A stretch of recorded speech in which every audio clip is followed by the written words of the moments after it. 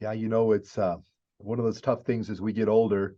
The the great part is I think life gets better, but we lose those generations before us. And we lost Mr. Laybourn's mom, Margaret. As Pete told me, she squeezed every bit of life out of her 99 years on this planet, raised 10 children, and just heartfelt for the Laybourn family as they mourn the loss of their mother. Yeah, it's going to be interesting. We have a very large turnover in the legislature, and I guess none of us really truly know what to expect. But what I've learned is that when folks come to Cheyenne, they rise to that occasion, and they're very thoughtful. They tend to listen, and I'm looking very much forward to working with them to share, educate them on things that are important to municipalities, things that are important to Cheyenne, and look for ways we can help them be successful. Yeah, it was about maybe 16 months ago, we had a conversation and talked about what could we do to do this. And here we are today, and I think close to 60 bronzes that have been bought and paid for by private citizens that we're placing along 17th Street, Capitol Avenue. We have one on Cary Avenue. We're going to be having them all over downtown, and some of them are just pretty and just nice pieces of art, but many tell the story of Wyoming. Effie Warren and Nellie Taylor Ross, and just some of Wyoming's firsts. And you'll see some that are representative of our oil industry and our railroad heritage, and our military, excuse me, our military history. And so I think it's going to be a real educational thing for people. And our long-term goal is to have a QR code on there that you'll be able to come up and zap that QR code, and it'll tell the story about why this is important. And so I'm really proud of the group that has headed this project up, and I'm very thankful to the folks who caught the vision and have spent the money to buy these bronzes. And I think it makes a positive difference for our city. Yep. So Dr. Crespo, Superintendent of Public Instruction for Laramie County School District Number 1, she's awesome. And seems like every month that I've been mayor, we've learned a different thing that we do together. Different MOU, a different partnership, a different way that we share resources. And I just find that is a tremendous thing for the taxpayers, because we are sharing those resources. And one of the things we're working on is, the crosswalk safety. And so we did a PSA, filmed it at one of our local schools. And then they just did one in a cartoon character. So I'm an avatar now. And, and I really enjoyed that. So she's good sport. We have a lot of fun together. And she's just a welcome addition to our community. If you were to ask me, what is something that Cheyenne is really missing, I would tell you it is sports and recreation, especially indoor type stuff. Our summers here are as good as any place I've ever lived, I've ever visited. Our days are beautiful, our nights are cool. You can really get out and truly enjoy being here. But sometimes in the winter it's a little tougher.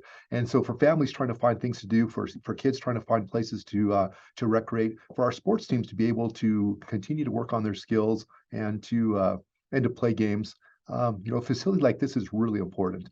And so we have some leadership from Jeff Bailey. We have leadership from James Johnson, who see the need and are using their energies to try to make this happen. And we just started this week the study, the feasibility study, to determine what is it that Cheyenne needs, what is it that we would be willing to support, what can we afford, because we obviously don't want something to start and not be successful. So we have a great partner doing that search for us right now, that research, and we'll have more answers here, in the next few months. And hopefully that will be a positive answer, and we'll be able to start working hard on trying to get this thing built.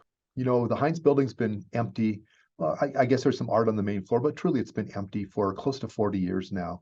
And then this year, it'll be 20 years since Mary's Bake Shop burned and we had the hole downtown. And so that's a very long time for, that area to be out of service. And, just being when I say blight, I don't mean that in a negative way, but, there's nothing good happening there from a tax base. People aren't in there working and you're really supporting downtown. So recently it was purchased, and yesterday I got a chance to talk with the with the lady who bought that property, and she is really, really excited about the progress they're making and the partnerships they're making. So they're doing all the architectural work now, and the engineering plans and stuff. So maybe in the next 6 months or so, we'll start to get some renderings. A year from now, we should have the design and the drawing, so we can get started on some construction. And maybe a year after that, we'll have some grand openings and some really, really fun things happening downtown. I laughingly tell people I look at downtown as being a supermodel, and when it smiles, the two front teeth are missing, and that's the Hynds in the hole, right? And that's kind of how I feel about our downtown. We have these beautiful buildings and great architecture, a lot of enthusiasm going, and we have this big hole in the middle that we have to fill. Last week was just a long meeting. We had an annexation, and we had quite a few people from the community who wanted to come and give their input because they live in the area, and they have definite ideas of what they'd like to see. We had a lot of other issues that came before us. Changes to our community development block grant program. That brought the nonprofits to talk with us. We just had a lot of, and it was good conversation. And so I really appreciate people taking the time and coming and seeing us. I'm glad I had supper before because it was 4 hours, and it was a long meeting, but it was a good meeting, and I really do appreciate that. Now, as far as goal setting, we started this when I first took over as mayor. We sat down and we really talked about a couple of things. We talked about, first of all, our rules for doing business together, and to make sure that we're being respectful, not to blast each other on social media. We really set some ground rules. And for the first 2 years, we've really followed through with that. I think that's really helped us be successful in our ability to work together. Our first year, we had some kind of modest goals, and we were able to accomplish those. This last year, our goals were much, much more challenging. We've made very significant progress on many of them. And over this next year, I think we'll see a lot of those to come to fruition. And so now it's time to just kind of look back on those, make sure they're still important, and then maybe add a few things that we want to accomplish.